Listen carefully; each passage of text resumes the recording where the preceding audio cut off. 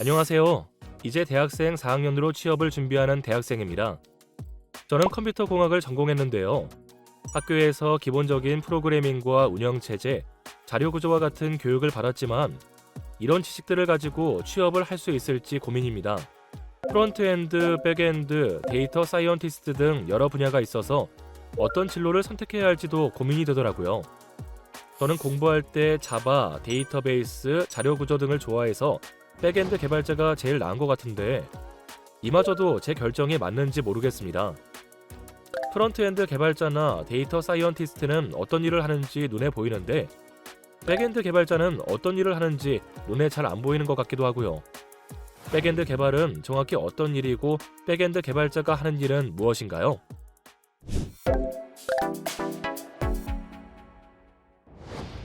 여러분, 안녕하세요. 김세롬. 차성규입니다. 성규님, 앞서 백엔드 친구의 이야기를 들어봤는데요. 어떠셨어요? 전 누가 제 이야기를 사연으로 보내는 줄 알았잖아요. 저 진짜 공감 가서 고개 끄덕이느라 목이 뻐근할 정도예요. 저도 저만 그런 줄 알았는데 이제 백엔드 개발자를 꿈꾸는 친구들이라면 이제 모두 공감 가는 이야기인가 봅니다. 자, 오늘은 백엔드에 대해서 아주 자세히 알아볼 예정인데요. 저희만 북치고 장구치고 하면 재미없잖아요. 그래서 모셨습니다. 백엔드를 쉽고 재미있게 알려주실 분. 안녕하세요. 네, 안녕하세요. 저는 백엔드 개발자 허준입니다.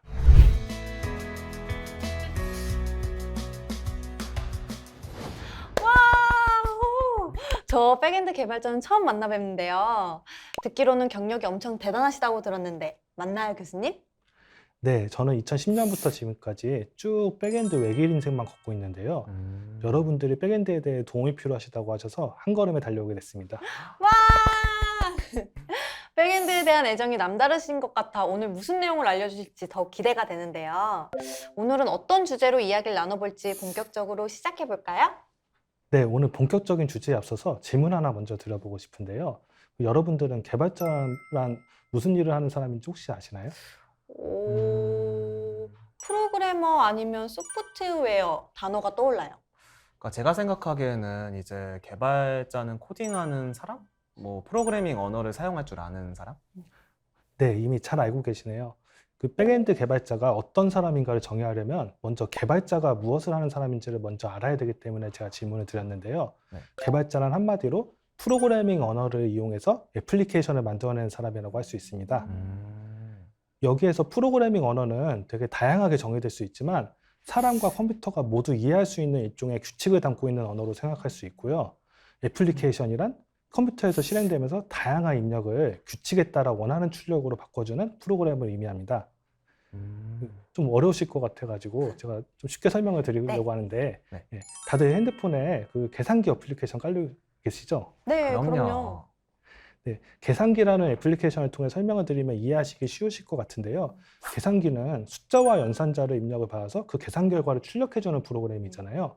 그래서 이런 종류의 애플리케이션은 구조와 동작이 굉장히 직관적으로 이해하기 쉽기 때문에 개발을 처음 배우는 학생들도 프로그래밍 언어에 익숙해지면 쉽게 만들 수 있습니다. 근데 우리가 이제 사용하는 서비스들은 그 구조가 단순하지 않다고 들었어요. 맞아요. 쇼핑하려고 애플리케이션만 들어가도 로그인, 주문, 결제 등등 클릭할 버튼이 너무 많잖아요. 예, 그렇죠. 쇼핑 서비스를 생각해 보면 물건 하나를 구입할 때도 웹페이지에서 구입을 누르는 순간 다양한 서버들이 상호작용하면서 그 구매 절차를 처리하게 됩니다. 그래서 우리가 주로 접하는 거는 프론트엔드 혹은 모바일 앱이지만 실제로 서비스를 구성하는 구성 요소 중에서 서버가 차지하는 비중이 굉장히 크거든요. 그래서 여기서 이 서버를 개발하는 사람을 바로 백엔드 개발자라고 합니다. 그러니까 서버를 개발하는 사람? 그러니까 저는 서버는 그러니까 이제 이름 그대로 무언가를 서빙이라고 알고 있거든요.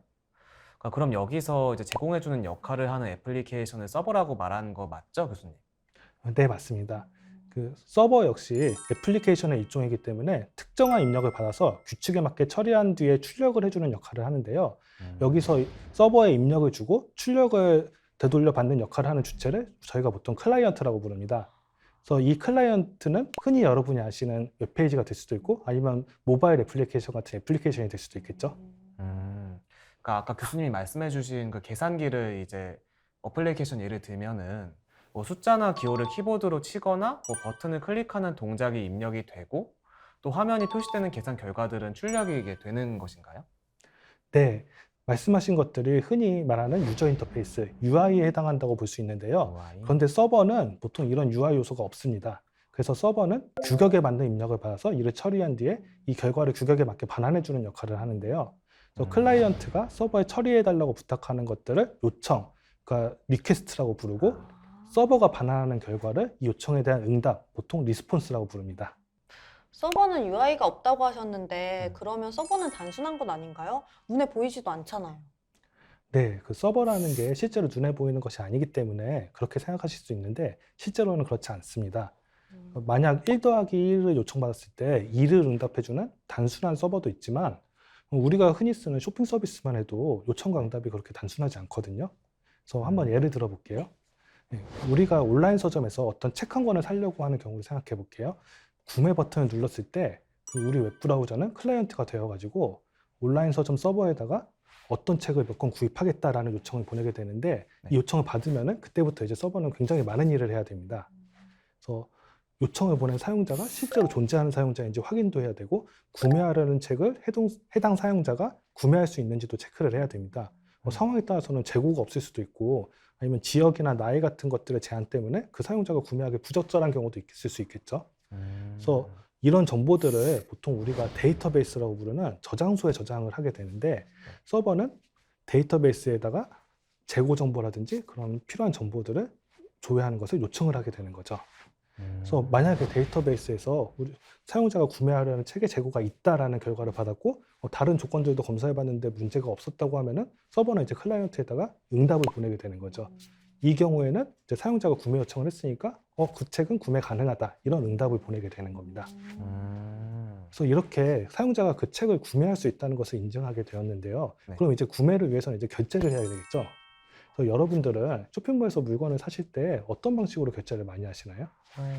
저는 요즘 간편 결제를 자주 이용해요. 저도요.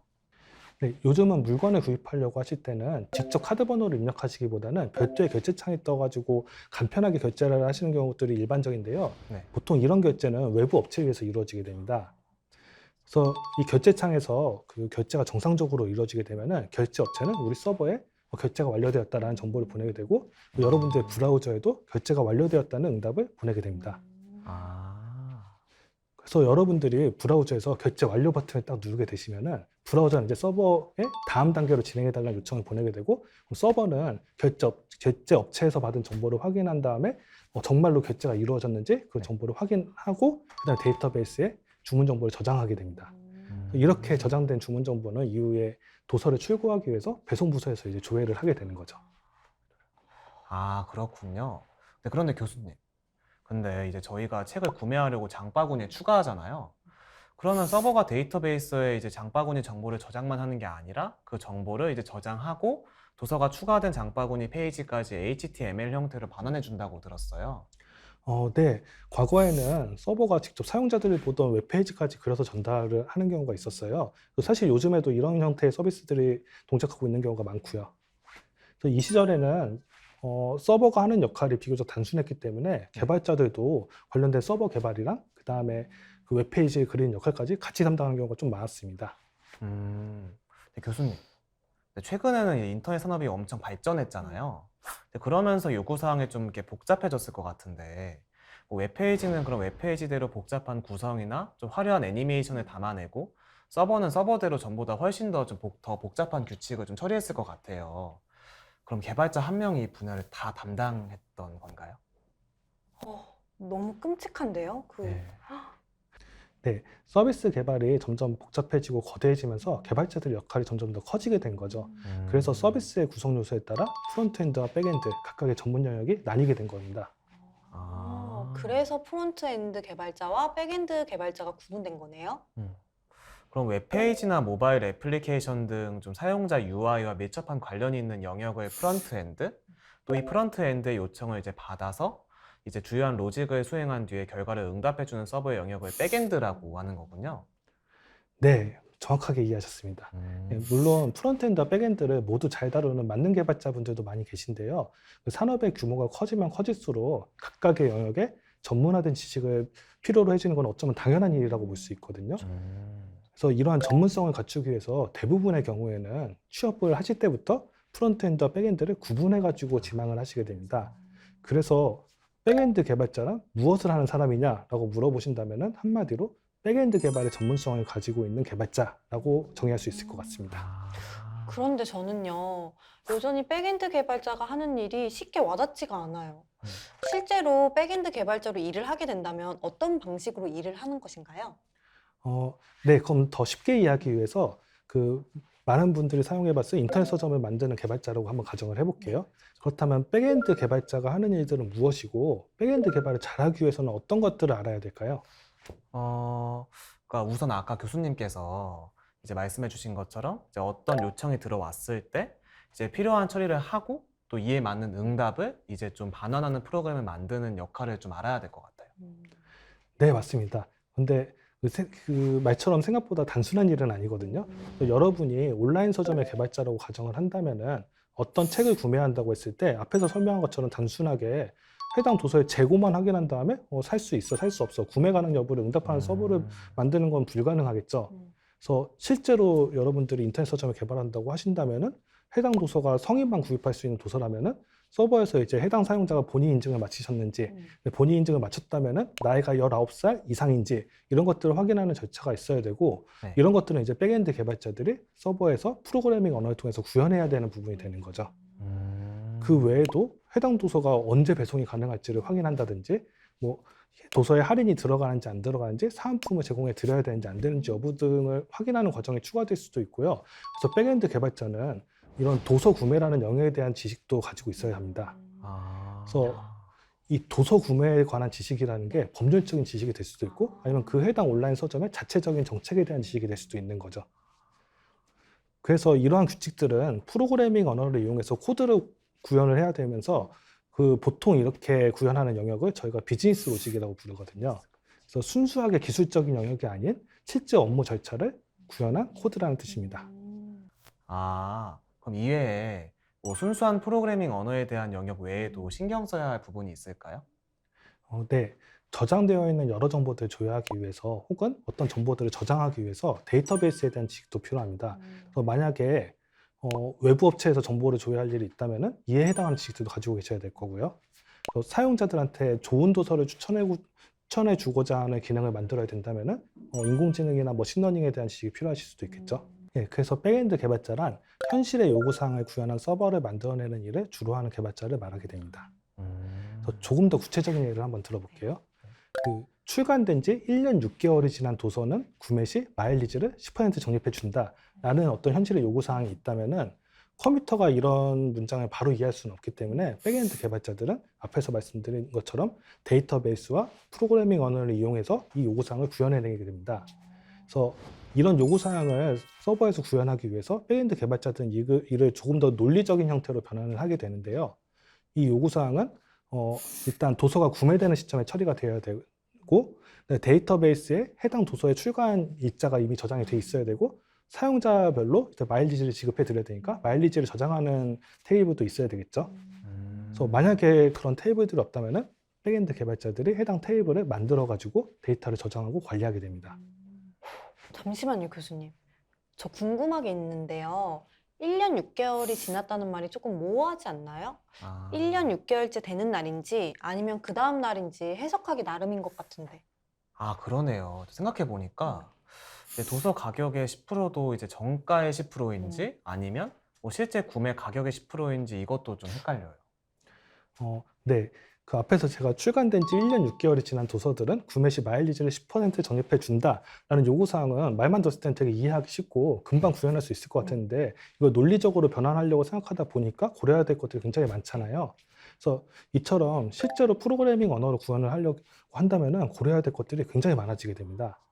특히 말씀해 주신 것처럼 이런 모호한 요소들은 정답이 있는 것들은 아니거든요. 대부분의 경우에는 다양한 사람들의 생각과 정책 혹은 결정을 해야 될 것들이 있다면 의사결정을 통해 가지고 결정이 되게 됩니다. 그러니까 제가 알기로는 이제 어떤 요청을 이제 보내고 또 어떤 응답을 줄 것인가에 대해서 이제 프론트엔드 개발자와 이제 좀 커뮤니케이션 하는 것은 물론이고 또 설계자, 디자이너, 마케팅 담당자, 의사 결정권자가 이제 다양한 사람들의 이야기를 듣고 또 이를 프로그래밍 언어로 바꾸는 일을 수행한다고 들었어요. 네, 맞습니다. 앞에서 말했듯이 모호한 부분들이 있으면 이걸 프로그래밍 언어로 구현하기가 굉장히 어려워지게 되거든요. 그래서 다양한 분야의 사람들이 백엔드 개발자들에게 요건을 전달해 주는 것만큼 백엔드 개발자들도 다양한 사람들한테 의논을 해가지고 결정해야 되는 것들이 굉장히 많아지게 됩니다. 그럼 커뮤니케이션을 잘하는 사람들이 좀 빈틈없이 좋은 백엔드 서버를 만들 수 있겠네요. 그리고 백엔드 개발자의 주요한 업무가 이제 운영과 모니터링이 있잖아요. 이 부분에 대해서 자세히 설명해 주시겠어요? 네. 그 개발이 끝난 이후에도 상황에 따라서는 우리가 만든 서버가 제대로 동작하지 않는 경우가 있거든요. 그래서 예를 들어서 모호한 요구사항이 구현되지 않아가지고 현실과 괴리가 발생한 경우도 있을 수 있고, 아니면 사용자가 많아가지고 서버가 물리적으로 버티기 어려운 경우가 있을 수도 있겠죠. 그래서 어떤 단순한 버그에 의해서 문제가 생길 수도 있고, 악의적인 해킹에 의해 가지고 서버가 문제를 일으키는 경우도 있을 수 있고요. 그래서 개발과 더불어서 운영도 굉장히 중요한 업무 중에 하나가 됩니다. 물론 조직에 따라서는 이런 운영과 모니터링 업무가 개발자들이 하는 일과는 좀 분리된 업무 영역으로 취급을 받고 별도의 운영팀이 있어가지고 그쪽에서 수행하는 경우도 있기는 합니다. 네. 하지만 많은 경우에는 저장되는 데이터, 서버의 어떤 부하, 그 다음에 주요한 로직의 수정과 배포 등은 백엔드 개발자들의 업무가 되는 경우가 많습니다. 특히 현실의 요구사항이 비즈니스 시장의 변화라든지 새로운 기능이 추가된다든지 법률이 바뀐다든지 하는 것들로 인해서 변경되는 케이스가 굉장히 많거든요. 그래서 이러한 부분들을 반영하는 것도 백엔드 개발자들이 서버를 유지보수하는 역할에 포함이 되게 됩니다. 그래서 다시 원점으로 한번 돌아가 볼게요. 네. 그렇다면 좋은 백엔드 개발자가 되기 위해서는 어떻게 해야 될까요? 생각보다 단순할 것 같은데 좋은 서버를 만들어내는 개발자가 되는 것? 네, 맞습니다. 좋은 서버를 만들어내는 개발자가 되는 것이 맞는데, 그럼 여기서 질문 하나 더 드릴게요. 좋은 서버란 무엇일까요? 힌트 없나요? 힌트? 네. 제가 앞에서 말씀드렸던 백엔드 개발자가 하는 일들을 생각해 보시면 좀 쉬울 것 같습니다. 모호한 부분 없이 요구사항을 빈틈없이 처리하는 서버? 맞나요, 교수님? 네, 지금까지 제가 한 이야기를 잘 들으셨네요. 네, 놓치거나 빠진 부분 또는 모호한 부분 없이 요구사항을 처리하는 서버이면서도 사용량이 늘어나거나 해킹 등의 공격이 있더라도 멈추거나 오작동하지 않고 주어진 역할을 계속 잘 수행하면서 변경되는 요구사항들을 잘 반영하기 위해서 유지보수하기 쉬운 코드를 가지고 있는 서버를 저희가 좋은 서버라고 부릅니다. 좋은 서버가 무엇인지 이제 알겠는데요. 좋은 서버를 만들려면 도대체 어떻게 해야 하는 건가요? 제가 학교에서 과제나 프로젝트를 수행할 때 신경 쓰기 어려운 부분들이 많아서 조금 막막한 부분들이 있더라고요. 예, 그렇죠. 특히 백엔드 개발자로 취업을 준비하는 경우에는 이 부분에 대해서 고민하고 결론을 내리는 것이 굉장히 중요한데요. 백엔드 개발자로 취업한다는 것은 바꿔 말하면 서버 개발로 돈을 벌어나가겠다는 뜻이 됩니다. 그래서 아마추어가 아닌 프로 백엔드 개발자가 된다는 것을 의미하기도 하고요. 그래서 여기서 말한 아마추어 개발과 프로 개발의 차이는 앞에서 말씀드린 요소들에서 발견하실 수 있습니다. 네, 여러분들이 과제를 수행하실 때는 딱 한 번만 실행되어서 정확한 결과를 내는 프로그램을 만드는 경우가 많았겠지만 실제 현장에서 만들어내는 서버는 24시간 365일 정확하게 동작해야 하면서도 계속 변경되는 프로그램을 만들어내셔야 합니다.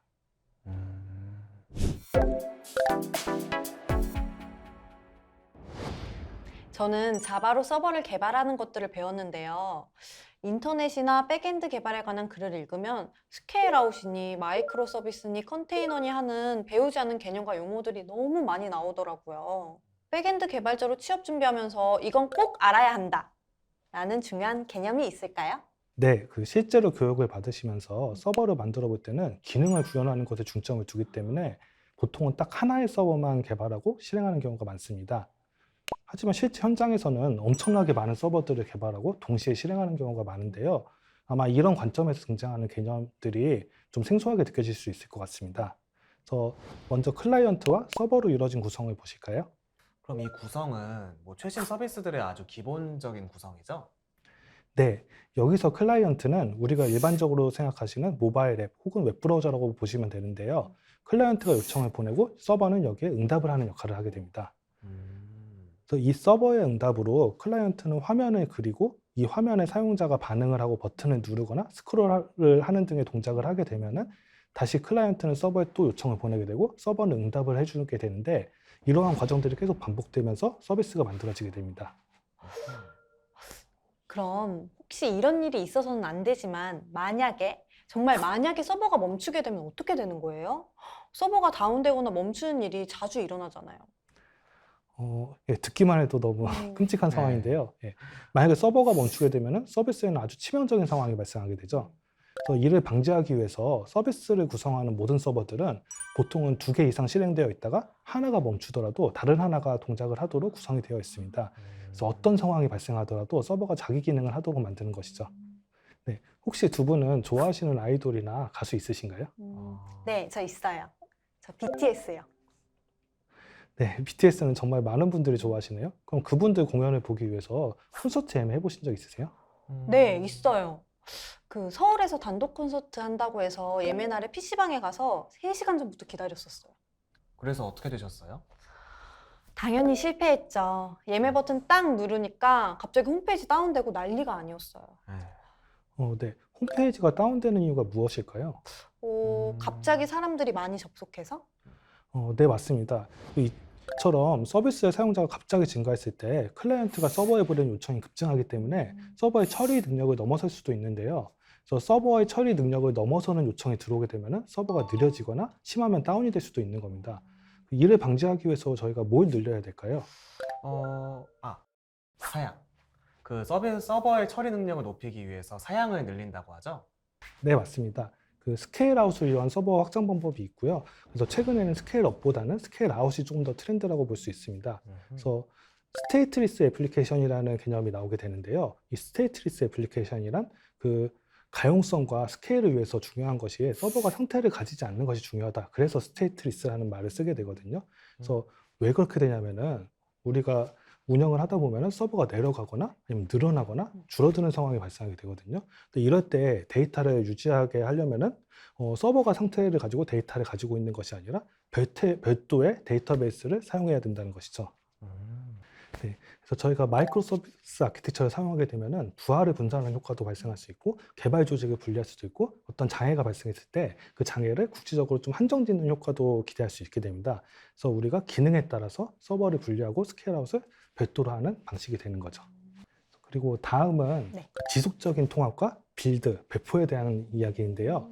이러한 개발을 수행할 때 보통은 이제 여러 사람들이 같이 개발을 하기 때문에 내 컴퓨터에서 이제 내가 짠 코드를 실행하는 것이 아니라 모두가 개발한 소스 코드를 이제 한 곳에 모아서 컴파일하고 그 다음에 실제로 실행되는 서버에 배포를 해야 되게 되거든요. 그래서 이런 과정들은 보통 자동화되어 있고 소스의 변화가 있을 때마다 계속 수행하게 되는데요. 그래서 저희가 지속적인 빌드, 지속적인 배포라고 말하는 것입니다. 취준생분들 주목! 현업에 계시는 허준 교수님께 궁금한 점을 모아 봤습니다. 많은 것들을 물어보고 싶지만 정말 궁금한 내용들만 허준 교수님께 물어보려고 하는데요. 교수님, 준비되셨나요?